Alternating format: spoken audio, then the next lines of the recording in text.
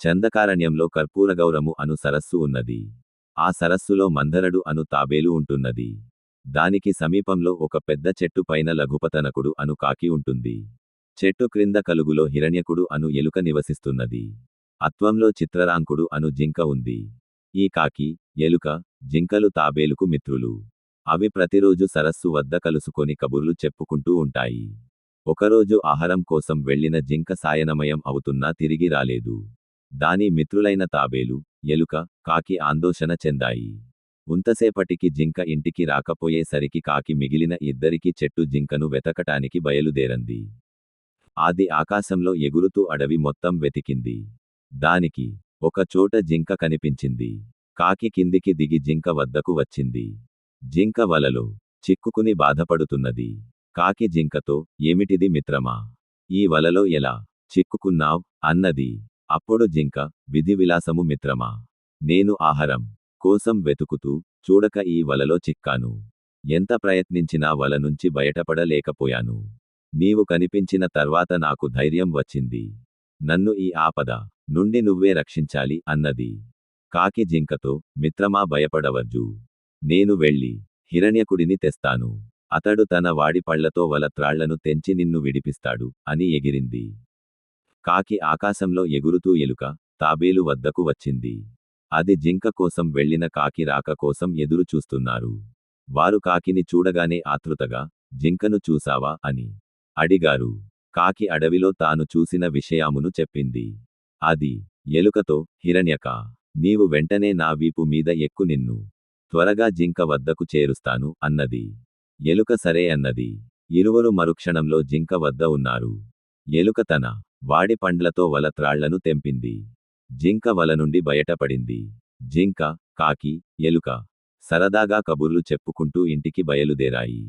వారికి దారిలో తాబేలు కనిపించింది. కాకి, ఎలుక, నీవెందుకు వచ్చావు అని తాబేలును అడిగారు. అది జింకకేమైన దానిని ఆదుర్దా కలిగింది.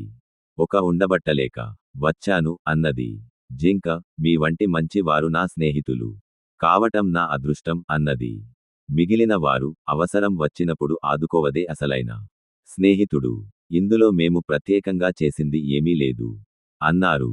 ఆ నలుగురు మిత్రులు కబుర్లు చెప్పుకుంటూ వెళుతుండగా అదే దారిలో వేటగాడు వస్తున్నాడు. ముందుగా కాకి వేటగాడిని గమనించింది. అది మిగిలిన వారిని హెచ్చరించి పైకెగిరి చెట్టు పైన కొమ్మల చాటున దాక్కున్నది. ఎలుక వేగంగా వెళ్లి ఒక చెట్టు తొర్రలోకి దూరింది. జింక పరుగు పరుగున పారిపోయింది. పాపం తాబేలు వేగంగా నడవలేక వేటగాడికి చిక్కింది. వేటగాడు తాబేలుని ఒక సంచిలో వేసి మూట కట్టాడు. దానిని బాధించడానికి తగించుకొని జింక పోతే పోయింది. ఈ రోజుకు కనీసం తాబేలు అయినా దొరికింది. ఏది లేని దానికన్నా తాబేలు దొరకటం మంచిది కదా అనుకున్నాడు. వేటగాడు తాబేలును పట్టుకొని పోవుటను కాకి చూసింది. కొంతసేపటి తరువాత ఎలుక, జింక అక్కడకు వచ్చాయి. వారితో కాకి, వేటగాడు తాబేలును పట్టుకొని వెళ్ళాడు అని చెప్పింది. కొంతసేపటికి ఎలుక ఒక ఉపాయం తట్టింది. తన ఆలోచనను జింక, కాకికి తెలియజేసింది. వారు ఎలుక చెప్పిన ఉపాయం బాగున్నదని మెచ్చుకున్నారు. ఎలుక ఆలోచనన ఆచరణలో పెట్టడమన్నారు. ఎలుక సలహా ప్రకారం జింక అడ్డదోవగుంద ప్రయాణించి వేటగాడు వెళ్లే మార్గంలో అడ్డంగా పడుకొని ఉన్నది. అది చచ్చిన దానివలె నటించింది. దానిపై కాకి కూర్చొని జింక కన్నులు ముక్కుతో పొడుస్తున్నట్లు నటించసాగింది. దారి వెంబడి వస్తున్న వేటగానికి జింక కనిపించింది. జింక చచ్చిపోయిందని భావించాడు. ఒక జింక పోతే మరొక జింక దొరికింది.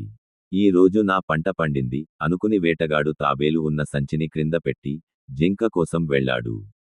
అంతలో ఎలుక వచ్చి తాబేలు ఉన్న సంచికి కట్టిన తాడుని కొరికేసింది.